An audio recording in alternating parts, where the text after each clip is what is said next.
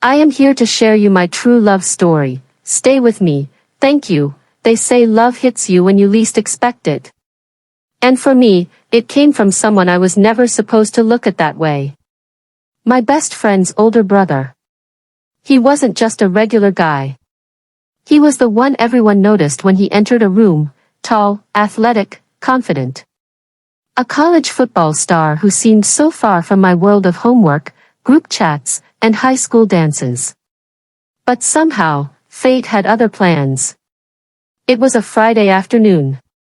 I was sleeping over at my best friend Lila's house, like I always did.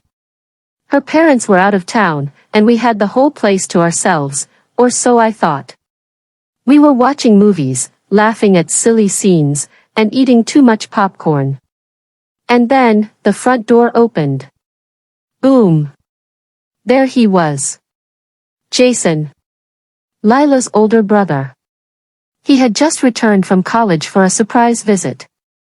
His hair was messy from the rain, a sports bag slung over his shoulder, and that confident smile on his face as he entered the living room. "Hey, troublemakers," he said, grinning. I froze. I'd seen him before, on social media, at family events, but this time it felt different. He had grown even more handsome. Broad shoulders, a jawline that could cut stone, and that easy charm in the way he walked and talked. He looked older. And I felt younger. But something in his eyes paused on me. Only for a second. But it was enough. That night, after Lila had fallen asleep, I stayed up. The house was quiet. I tiptoed to the kitchen to get some water. That's when I heard his voice. Couldn't sleep either. Jason was leaning against the kitchen counter, a glass of milk in his hand. I blushed, instantly aware of my oversized t-shirt and messy hair. "Yeah, too much popcorn," I said, nervously. He chuckled. Classic Lila sleepover. We talked. At first, about school. Then life. Then dreams.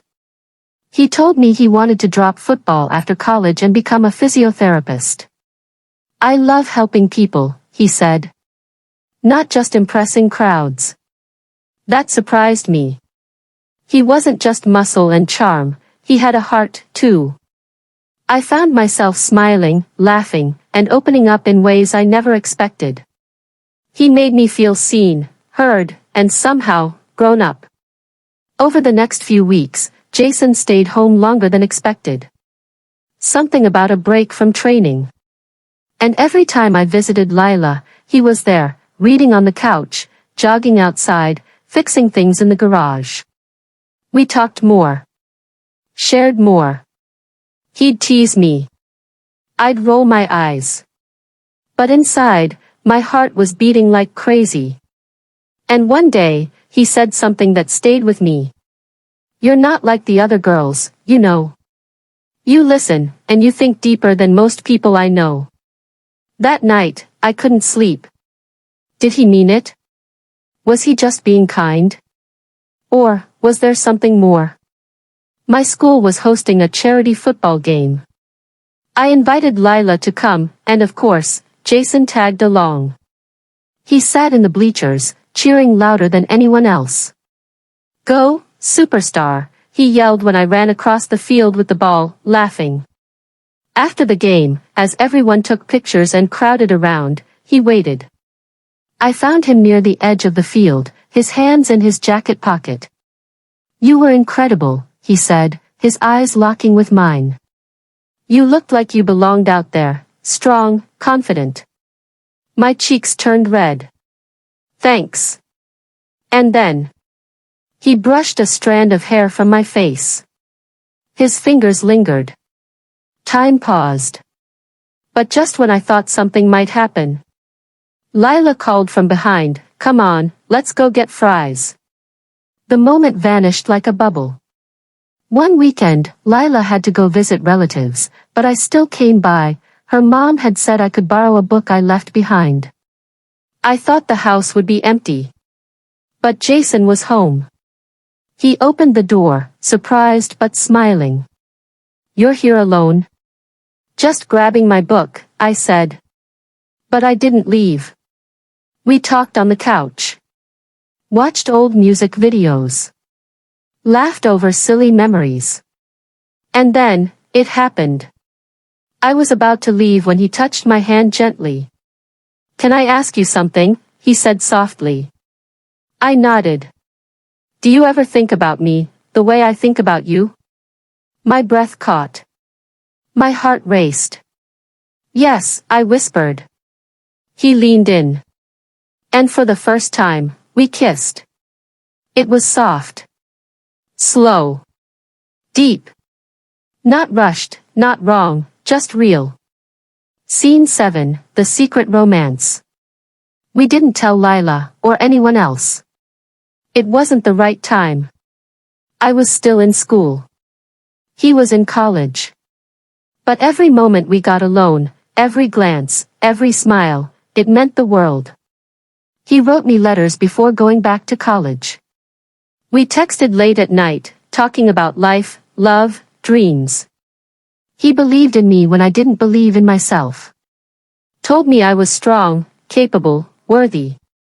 When I got into my dream university, he was the first person I told. And he cried. He actually cried. "I'm so proud of you," he said. "You've become everything I knew you could be." The day I left for college, he came to see me off. Lila still didn't know. No one did. He hugged me tightly. "You'll do amazing things," he whispered. "And no matter where life takes us, I'll always be cheering for you." I looked into his eyes. "I'll never forget you," I said. And I meant it. Because some loves don't need labels. They just need memories. Studio microphone. Sometimes, love doesn't follow rules. It sneaks in through laughter, lingers in quiet moments, and grows in places you least expect. I never planned to fall for my best friend's older brother. But I did. And though life moved on, that love stayed. In every strong choice I made. In every confident step I took. Because sometimes, the right person walks into your life not to stay forever, but to show you how to love yourself. If you've ever had a love that changed you, even secretly, you're not alone. Love comes in many forms. Some loud. Some quiet. All unforgettable. This was mine. Dear all, what do you feel? Who has stories similar with me? Please put your comment. I read it all and response. Until next video, goodbye.